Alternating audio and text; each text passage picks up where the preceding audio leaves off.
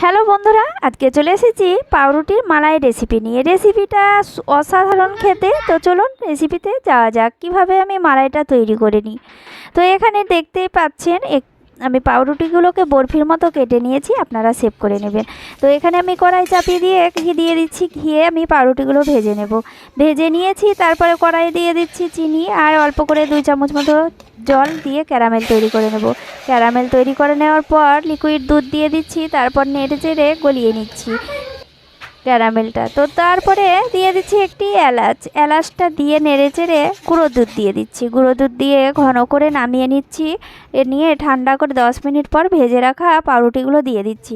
আবারও 10 মিনিট পর দেখুন কতটা সুন্দর সেট হয়ে গিয়েছে। দেখুন বন্ধুরা, রেডি হয়ে গেল পাউরুটির মালাই রেসিপি। কতটা সুন্দর লাগছে দেখতে আর কতটা লোভনীয় লাগছে।